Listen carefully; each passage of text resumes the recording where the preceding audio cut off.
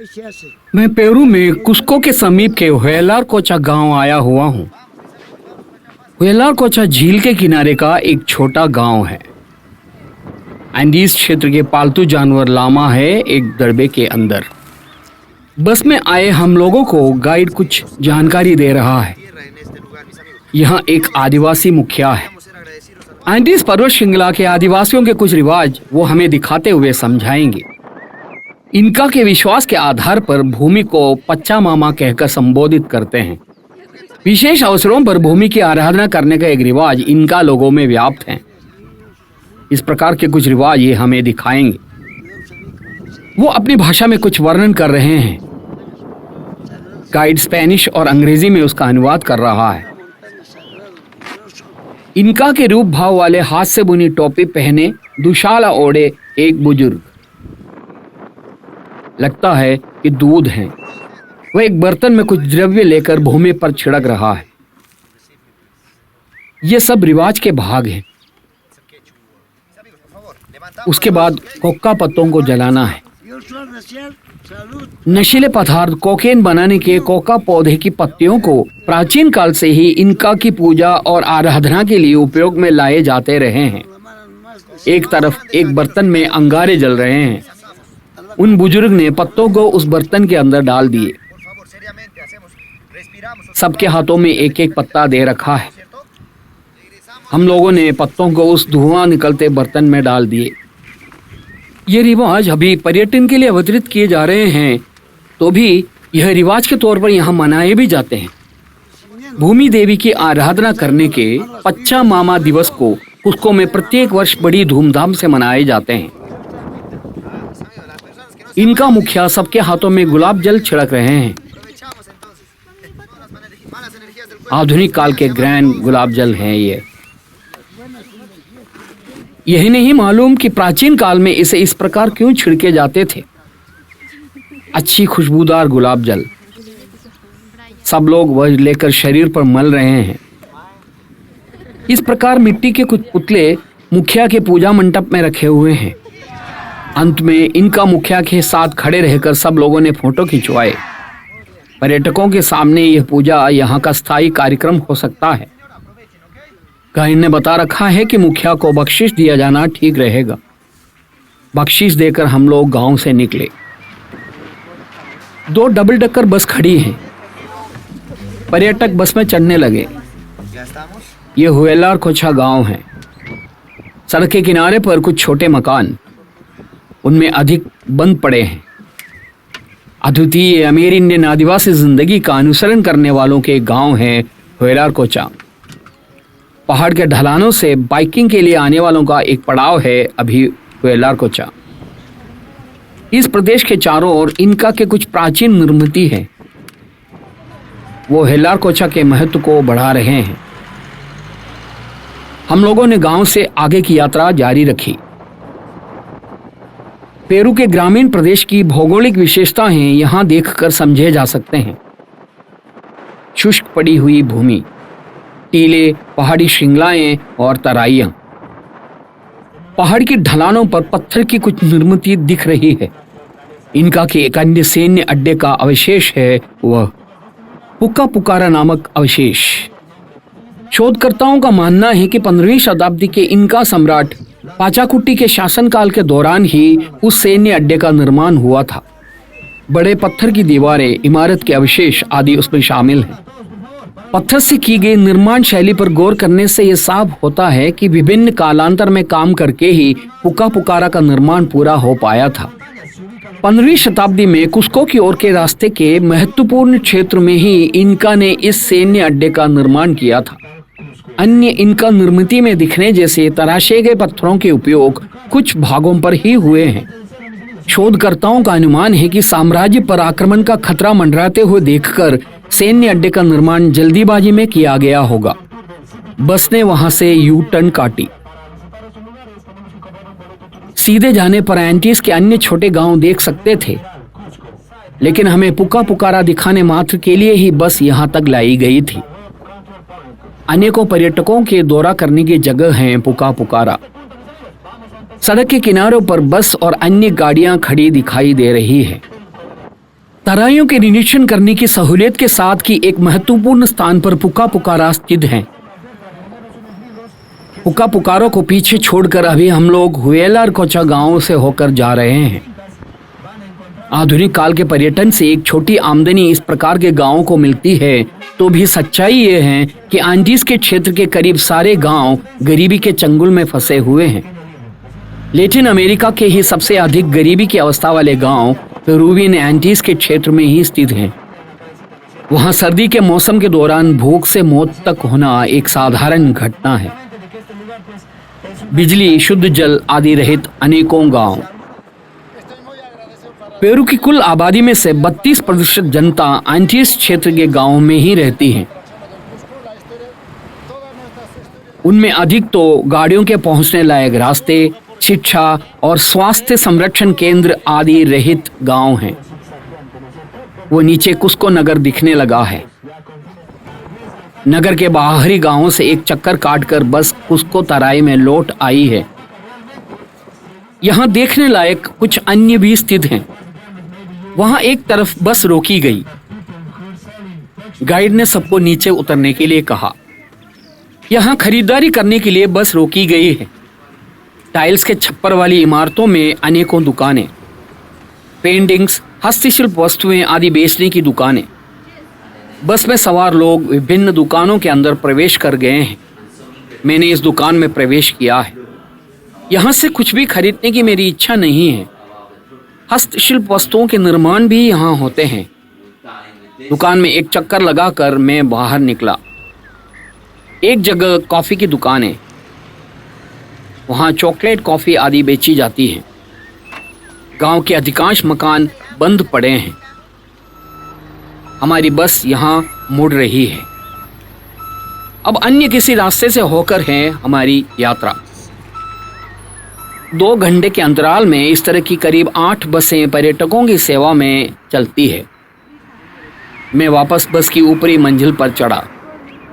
यात्रा जारी रहते घास के मैदान, पहाड़ी श्रृंखला आदि है नज़ारों में। दूर पहाड़ी ढलान पर सफ़ेद रंग की एक प्रतिमा दिख रही है। अब हम लोग उसी की तरफ जा रहे हैं। वहाँ देखने लायक कुछ नज़ारे हैं। घास के मैदान और खेतीहर जमीन वाली पहाड़ की चोटी। बस अगले पड़ाव पर पहुंची। यह पहाड़ की कोकामक्कू नामक चोटी है। कहीं गाड़ियां हैं वहाँ। कुछ के तो विचित्र रूप हैं। पर्यटकों को लाने वाली ट्रॉली बस। लकड़ी के बने बक्से के नीचे पहिए लगाए हुए जैसे वह दिखते हैं। उसमें बैठकर की जाने वाली यात्रा उतनी सुखद नहीं होगी। और भी डबल डक्कर बस खड़ी हैं। घुमावदार पहाड़ी रास्ते से होकर जाना होता है, इसलिए कम लंबाई वाली बस के निर्माण किए जाते हैं।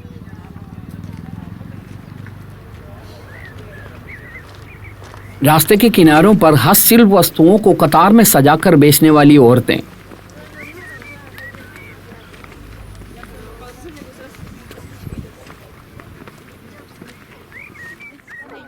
यहाँ मुख्य रूप से ईसा मसीह की एक प्रतिमा है।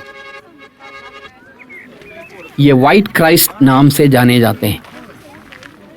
प्रतिमा के समीप खड़े होकर नीचे देखने पर दिखने वाले नज़ारे ये हैं। पहाड़ के बीच में तश्तरी जैसे भाग पर कुस्को नगर। टाइल्स की छप्पर वाली इमारतें ही दिख रही हैं। इस नज़ारे से ये व्यक्त होता है कि प्लाजा मायोर नामक चौक के चारों ओर नगर कैसे रूपीकृत हुए हैं। प्लाजा की सीमा पर अनेकों देवालय, लंबी इमारतों की कतार, चौक के ठीक बीच में फव्वारा। मैंने सोचा कि शताब्दियों पहले इसकी रूपरेखा तैयार करके इसे इस प्रकार बनाने वालों की शहरी नियोजन प्रतिभा शानदार रही है। इनका वास्तुकार और बाद में आए स्पेन निवासी इस नगर की रूपरेखा में साझेदार हैं। सुबह मेरा दौरा किए हुए कोरिकांचा मंदिर और उसी जगह उसके ऊपर बने हुए सैंटा डोमिंगो गिरजाघर हैं दूसरी तरफ।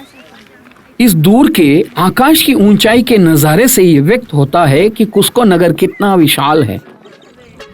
खासियत यह है कि नगर के हृदय भाग पर कहीं कंक्रीट की इमारतें नहीं दिख रही हैं। ये नगर के पश्चिमी भाग हैं।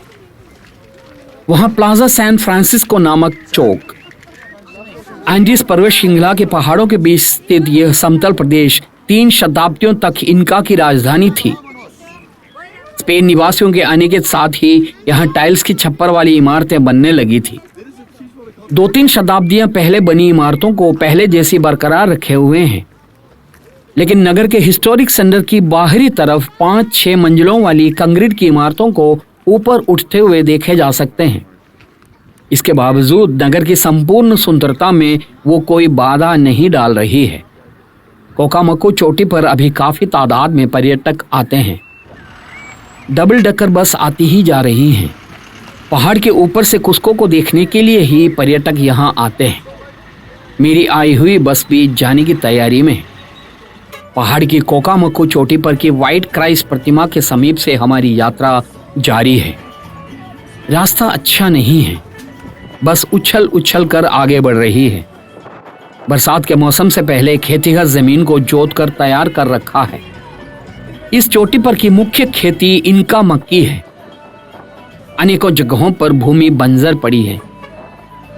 इस पहाड़ के ऊपर अनेकों छोटे गांव बसे हुए हैं, कम आमदनी वालों के गांव। इस प्रकार के गांवों की जनता अभी पर्यटकों पर ही आश्रित रहकर जी रही है। गांव के संपूर्ण नजारों में यहाँ की गरीबी झलकती है। टाइल्स की छप्पर वाली मिट्टी की लंबी इमारतें, शानदार भवन कह सकने वाली एक भी इमारत नहीं है।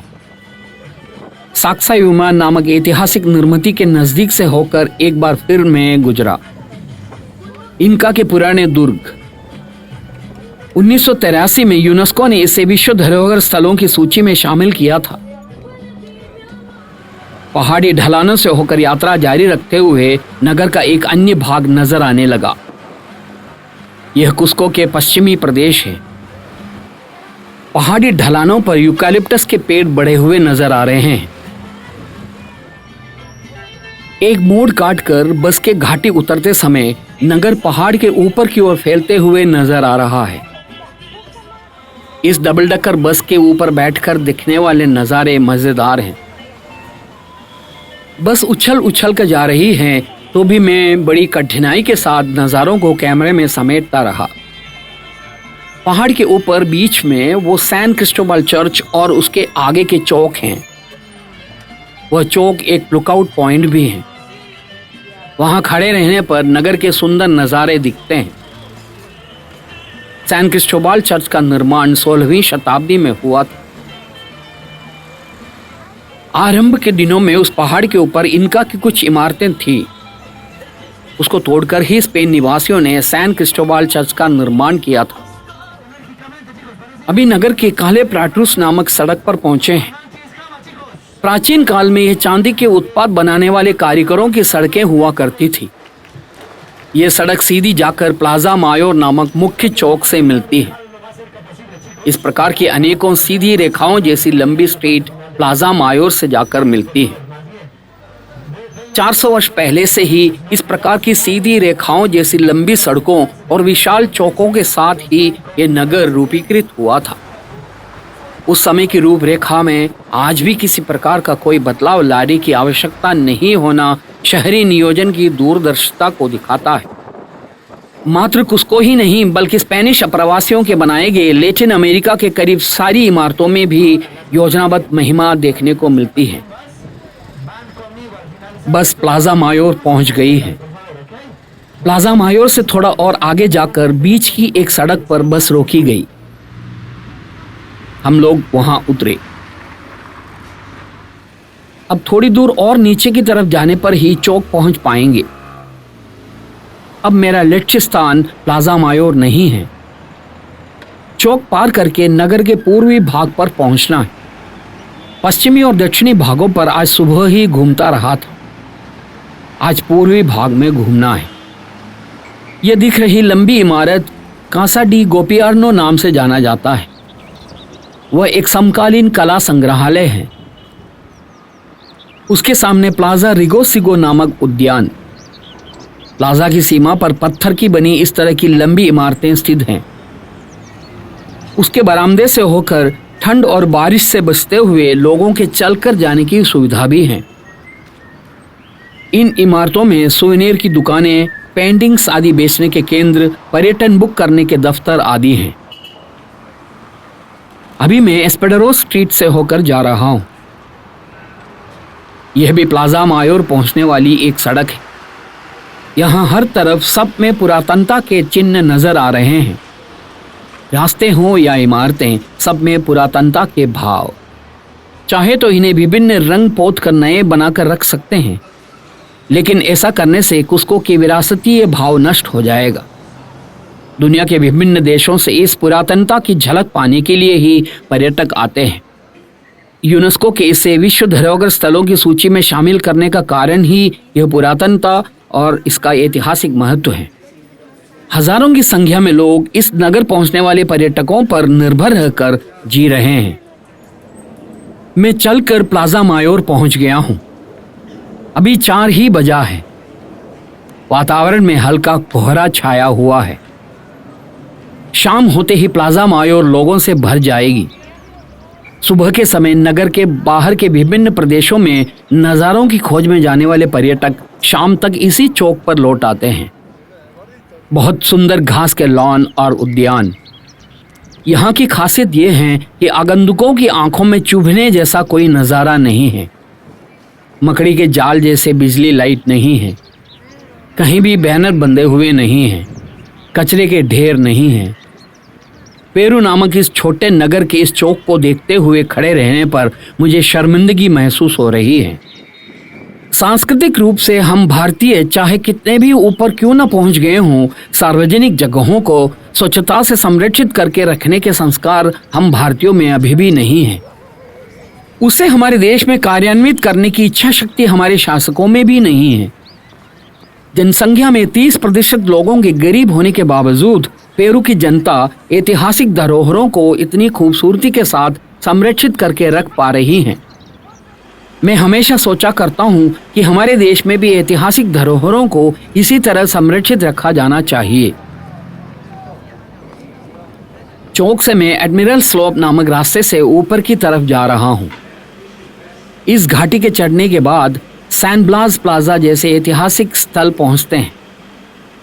वह पहाड़ के ऊपर है। मैंने नक्शा देखकर यह जान रखा है कि यह सड़क नजरेनास प्लाजा से जाकर मिलती है।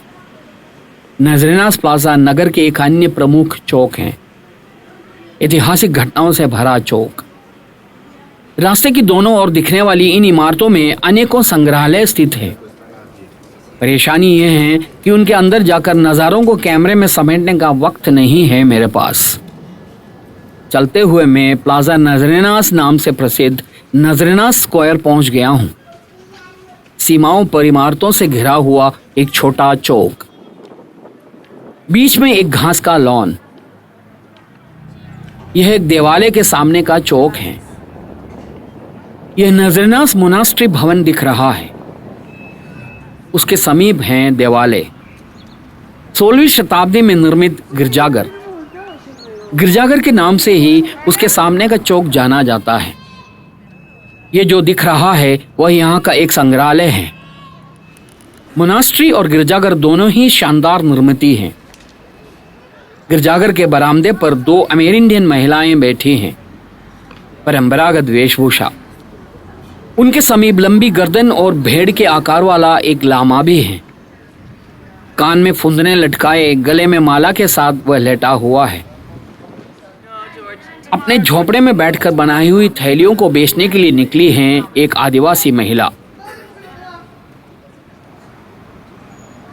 चौक की सीमा पर स्थित इस पुरानी इमारत में मेलबोर्न पैलासियो नजरेनास नामक एक स्टार होटल अभी स्थित है। चौक से इस प्रकार की एक सड़क भी लंबाई में फैली हुई है, कैले पैलासियो नामक सड़क। अंग्रेजी में इसका अर्थ पैलेस स्ट्रीट है। मुझे अगले नज़ारे की ओर जाने के लिए कैले पैलासियो से होकर थोड़ी दूर जाने के बाद बाईं ओर मुड़कर एक पहाड़ पर चढ़ना है। प्लाजा मायोर चौक के चारों ओर के कुस्को के मोहल्ले ऐसे हैं। पत्थर की दीवारों के साथ की इमारतें। इन सब के अंदर पर्यटकों के लिए अनेकों दुकानें और अन्य संस्थाएं स्थित हैं। होटल, लॉज, रेस्टोरेंट आदि अनेकों संस्थाएं। ये है कुस्को का हृदय भाग। उन नज़ारों से होकर मेरी यात्रा जारी है।